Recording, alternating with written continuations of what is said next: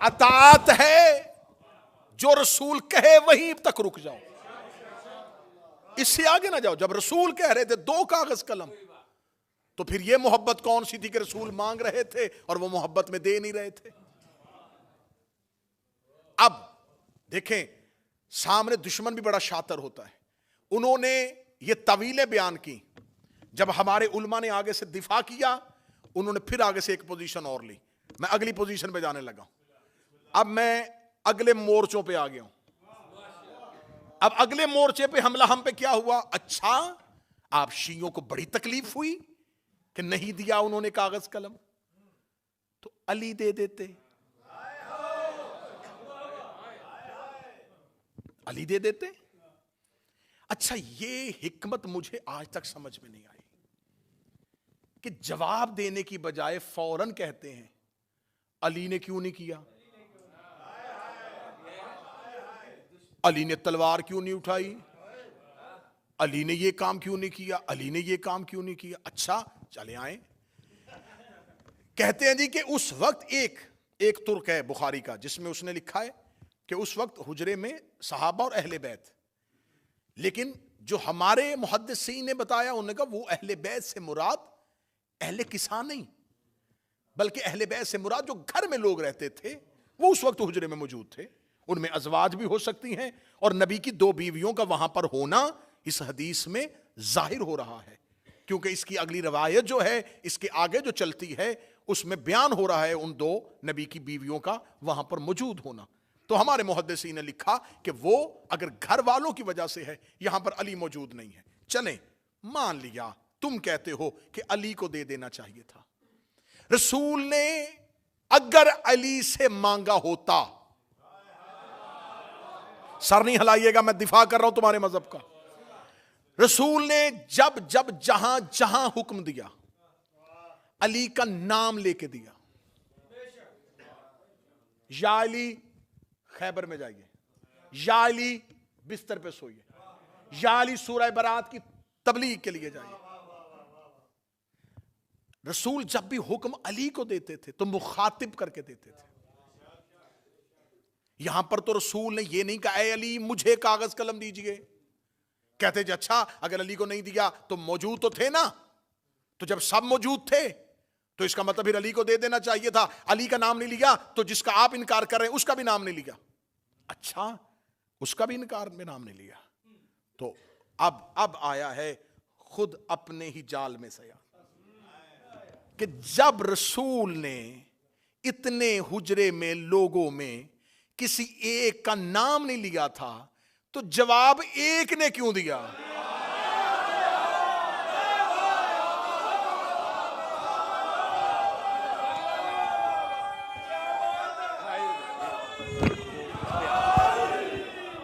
جواب ایک نے کیوں؟ معذرت،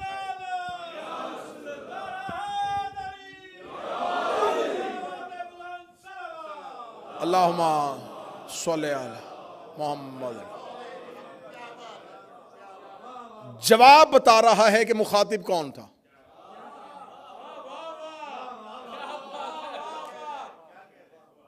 تو انہوں نے تو بول کے خود ثابت کر دیا، جب اتنے لوگ موجود تھے سارے چپ تھے، تو جب ان کا نام ہی نہیں لیا، تو جب علی چپ تھے تو وہ بھی چپ رہتے۔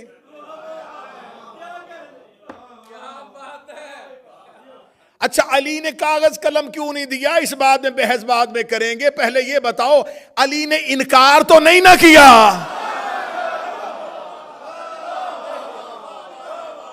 مولا علی نے معاذ اللہ نبی پہ ہذیان کی تہمت تو نہیں لگائی، تو یہ انکار کیوں کیا گیا؟ دوسری ایک اور سکالر اٹھا، اس نے کہا دیکھیں یہ بات شیعہ ذاکرین کرتے ہیں اور شیعہ علماء کرتے ہیں، لیکن انہیں یہ بتانا چاہیے اپنی قوم کو کہ جب رسول اللہ یہ حکم دے رہے تھے تو جب رسول کو پتا تھا، عالم الغیب تھے، شیعہ تو کہتے ہیں نبی کے علم غیب کے ماننے والے ہیں، تو یہ نبی کے علم غیب کے معتقد ہیں، تو پھر ان کو یہ ماننا چاہیے کہ جب نبی کو خبر تھی کہ مجھے کاغذ قلم نہیں دیں گے تو نبی نے مانگا کیوں؟ این آخری وقت میں نبی اپنے آخری لمحوں میں آخری سانسوں میں کیوں وہ چیز مانگ رہے ہیں جس کے بارے میں نبی کو اندیشہ بھی ہو کہ یہ مجھے انکار کریں گے، اس سے مجھے تکلیف ہوگی، جھگڑا ہو جائے گا، امت گروہوں کا شکار ہو جائے گی، مجمع سارا چپ بھی ہو جائے، جہاں مجھے بات پہنچانی میں وہاں پہنچانے لگا ہوں۔ جب اللہ کو پتا تھا شیطان نے سجدہ نہیں کرنا، اس نے حکم دیا کیوں تھا؟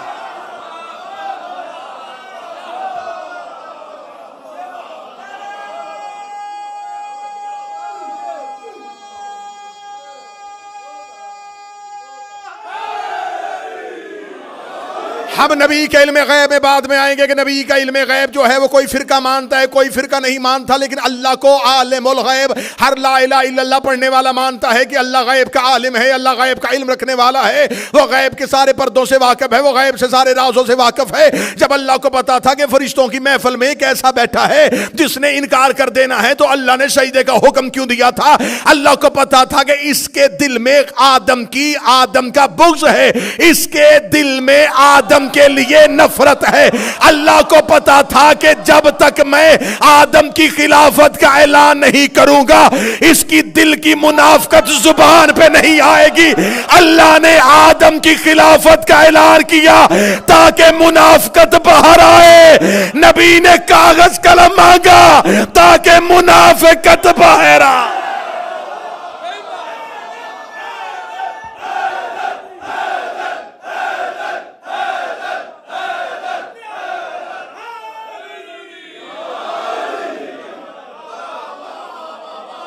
کیوں اللہ نے حکم دیا؟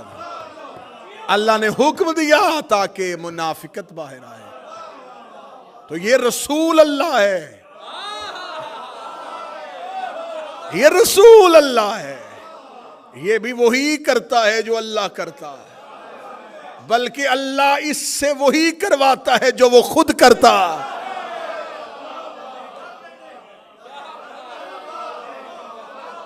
اللہ نے کیا تھا تاکہ منافقت باہر آئے، نبی نے بھی کیا تاکہ منافقت باہر آئے۔ اللہ سجدے کا حکم نہ دیتا، حسینیہ بریڈ فورڈ گرد و نواح والو، برطانیہ والو، جملہ بہت مشکل سے قبول ہونے والا لیکن کرنا۔ اللہ اگر حکم آدم کے سجدے کا نہ دیتا تو آج تک شیطان بھی علیہ السلام ہوتا۔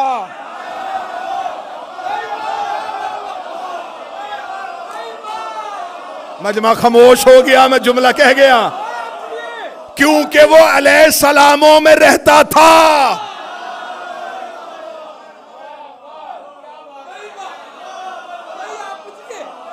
اگر اللہ حکم نہ دیتا وہ آج تک نہ ہم سے پکڑا جاتا۔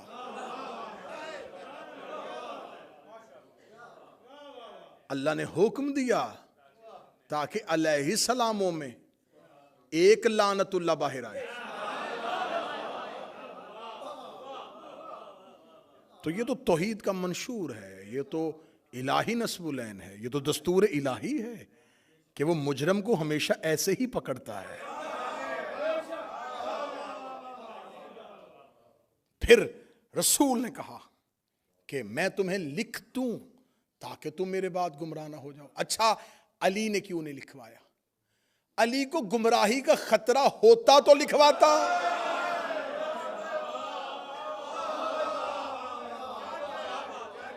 لکھوا لیتے علی، تم لکھو قرآن کی حاشیے میں کہ علی کو گمراہی کا اندیشہ تھا۔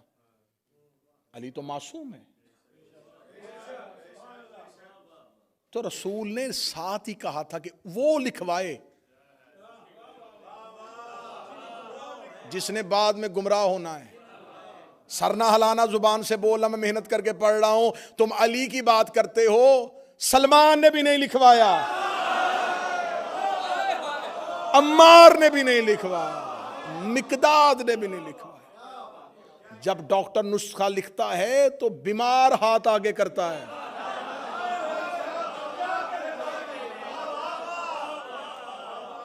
ڈاکٹر ایک مریض کو نسخہ لکھ کے دے رہا اور ساتھ ایک صحت مند بیٹھ کے کہے ایک کاپی مجھے بھی دے دیں، یا وہ کھانستا ہوا مریض اس صحت مند سے کہہ دے اچھا موقع ہے، لکھ رہا ہے تو بھی لکھوا لے، وہ کہے گا میں لکھواؤں کیوں، مجھے مرض ہی کوئی نہیں، تاکہ تم میرے بعد گمراہ نہ ہو جاؤ۔ یہ پہلی حدیث میں نے پڑھ دی، یہ حدیث کرتاس۔ دوسری حدیث پھر لکھ دی بخاری نے، اب میں کیا کروں, نبی سے لکھوائی نہیں اور صحیح بخاری میں 7 دفعہ لکھ دی.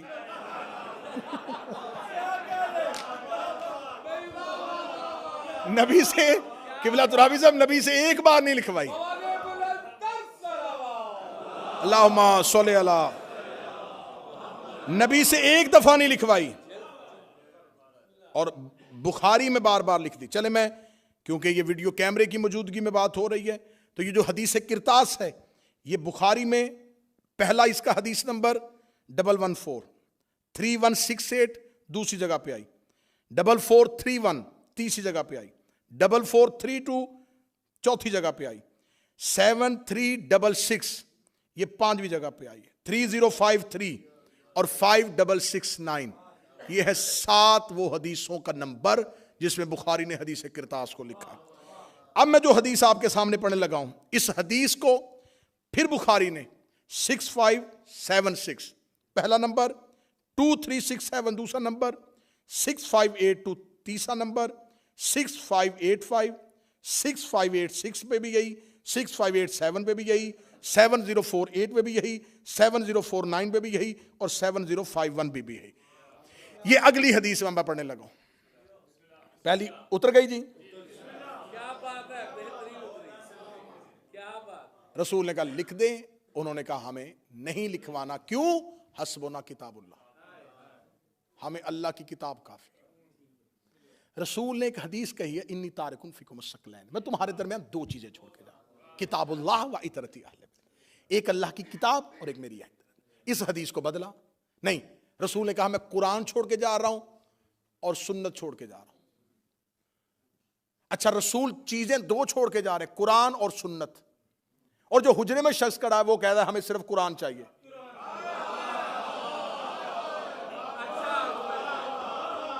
اب تم نے حدیث تم نے بدلی, ہم نے نہیں بدلی.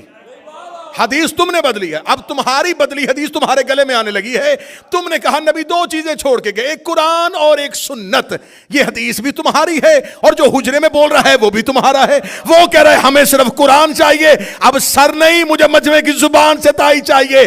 جب اس نے کہہ دیا تھا ہمیں صرف قرآن کافی ہے, تو تمہارا فرقہ اہل قرآن ہونا چاہیے تھا, اہل سنت نہیں ہونا چاہیے.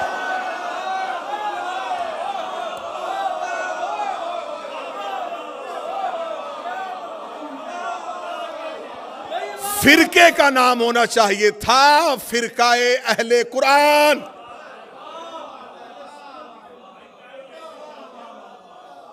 کیونکہ صرف قرآن کافی ہے, ہمیں صرف قرآن کافی ہے. پھر آج میرا اہل سنت بھائی جو اس مجمع میں موجود ہے یا جو جہاں جہاں سنے گا, آج کے بعد یا اس شخص کو ماننا یا حدیث ماننا. 2 نمبری مذہب میں تو نہ کرو کہ اسے بھی مانو جو کہہ رہا ہے کہ قرآن کافی ہے, پھر بعد میں حدیث کو بھی مانو. اگر حدیثیں پڑھنی ہیں تو پھر اسے چھوڑو. اگر اس کی فرما برداری کرنی ہے, اسے ماننا ہے, اس پر یقین رکھنا ہے, پھر احادیث کا انکار کرو. کیونکہ اس نے مجمع عام میں کہا ہے کہ حسبنا کتاب اللہ, ہمیں اللہ کی کتاب کافی ہے. دوسری حدیث میں نے پھر اس کے جو سارے نمبر نوٹ کروا دیے, یہ حدیث پھر بخاری میں آ گئی. اس حدیث کو کہا جاتا ہے عمران بھائی حدیث حوض, 2 عمران اکٹھے اور تذکرہ آل عمران کا. دوسری جگہ پہ حدیث آئی حدیث حوض. اس حدیث کے 4 ترک ہیں, 5 راوی ہیں, مختلف اسناد کے ساتھ اس کو نقل کیا گیا. اس میں لکھا گیا کہ رسول اللہ خود بیان کرتے ہیں کہ قیامت والے دن میں حوض کوثر پہ ہوں گا, یا کچھ میرے اصحاب میں سے کچھ لوگوں کو لایا جائے گا. جو ہی وہ میرے قریب آنے لگیں گے تو فرشتے ان کو حوض کوثر سے ایسے ہٹائیں گے جیسے اجنبی اونٹ کو کھیت سے نکالا جاتا ہے. وہ انہیں ہٹائیں گے, دھکے مار کے ہٹائیں گے. ایک اجنبی اونٹ, یہ عرب کی مثال ہے کہ ایک چرتا ہوا اونٹ کسی کے کھیت میں چلا جائے تو وہ پلیز کہہ کے تو نہیں اسے نکالے گا. اس کسان کو کتنی تکلیف ہوگی جس کی فصل کو ایک آوارہ اونٹ آ جائے. اب میں نہیں بیان کر سکتا کہ قیامت والے دن کیا ہوگا، بس تم اپنے ذہن میں اپنے معاشرے کی مثال رکھ دو کہ جیسے وہ نکالتا ہے ایسے فرشتے انہیں ہٹائیں گے، پیچھے کر دیں گے حوض کوثر سے. اور نبی کہیں گے میرے اللہ یہ میرے اصحاب ہیں. حدیث میں لفظ اصحاب آیا میرے پاس موجود. رسول کہیں گے میرے اللہ یہ میرے اصحاب ہیں. یا فرشتے کہیں گے یا رسول اللہ انہوں نے تیرے بعد تیرے دین کو بدل دیا تھا اور گمراہ ہو گئے تھے. بولو جو علی کے نوکر بیٹھے ہو، جو حسین کے زدار بیٹھے ہو، انہوں نے تیرے بعد تیرے دین کو بدل دیا تھا اور گمراہ ہو گئے تھے. یہ کہاں سے ہٹائے جائیں گے؟ حوض کوثر سے. یا رسول اللہ اگر آپ نے، اور یہاں پر لفظ آیا ہے کہ میرے اصحاب میں سے، شکر ہے کہ حدیث لکھنے والوں نے اصحاب لکھ دیا ہے. یہ اس علمی جرت کو سلام کرنا چاہیے کہ یہاں اصحاب لکھ دیا ہے کہ میرے اصحاب میں سے کچھ لوگ آئیں گے جن کو ہٹا دیا جائے گا. انہیں طوبہ سے نہیں فرشتوں نے ہٹایا، فرشتے پہنچاتے پہنچاتے انہیں حوض کوثر تک لے آئے. جب ان کو ہٹانا ہی تھا تو فرشتے تو معصوم ہیں، انہیں محشر کی عدالت میں پہلے ہی ہٹا دیتے. وہاں نہیں ہٹایا، طوبہ پہ نہیں ہٹایا، جہاں نامہ اعمال تل رہے تھے وہاں نہیں اٹھایا. حوض کوثر آخری چیک پوسٹ ہے جنت کے باہر.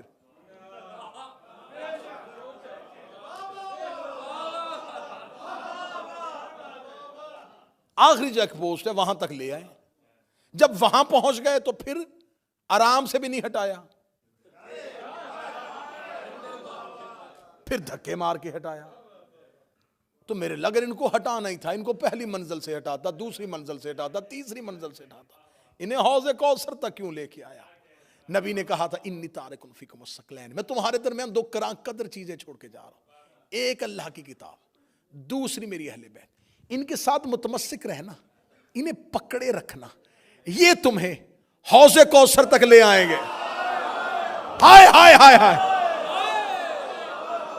اس کا مطلب ہے کہ حوض کوثر تک قرآن بھی آ گیا، اہل بیت بھی آ گئے، اور یہ لوگ بھی آ گئے. جب یہ لوگ حوض کوثر میں پہنچے تو قرآن بھی وہی کھڑا تھا، اہل بیت بھی وہی کھڑے تھے. جب قرآن اور اہل بیت کو دیکھا فرشتوں نے انہیں فوراً ہٹانا شروع کر دیا. میرے لب دھکے مار کے کیوں ہٹایا؟ فرمایا اس لیے کہ اللہ قرآن میں وعدہ کر چکا ہے انما یرید اللہ لیذھب عنکم الرجس. اہل بیت اللہ تم سے ہر رجس کو دور ہٹا.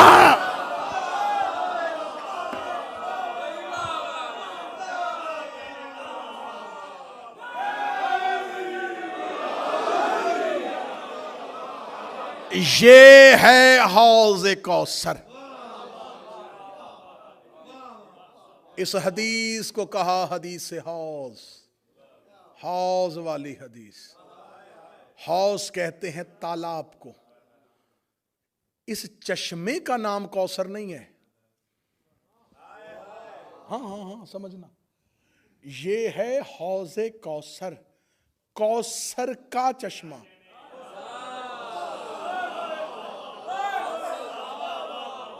اس کا اپنا نام کوثر نہیں.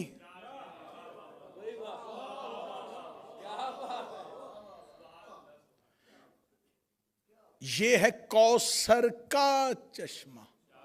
اس کا مطلب کوثر اور ہے.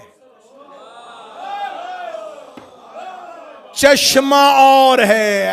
اگلے جملے تک مجھے عزادار ماتمی کی تائی چاہیے.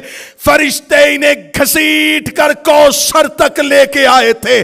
خدا قرآن میں کہتا ان اعطینک الکوثر، میرا محمد ہم نے تمہیں کوثر عطا کی ہے. آئمہ اہل بیت نے کہا کوثر سے مراد ہے ہماری دادی زہرا. اس کا مطلب یہ ہے زہرا کا چشمہ، یہ ہے زہرا کا چشمہ. بندے زہرا کے چشمے سے ہٹائے اس لیے گئے کہ محبت نبی کا دعویٰ کرتے تھے، دشمنی زہرا سے کرتے تھے.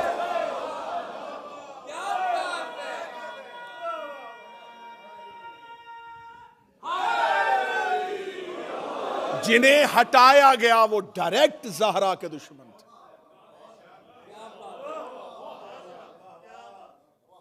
اگلی سطر بھی تمہارا ہی حق بنتا ہے اور تمہیں ہدیہ کی جائے. حوض کوثر پہ جو ڈیوٹی کریں گے، حوض کوثر پہ نبی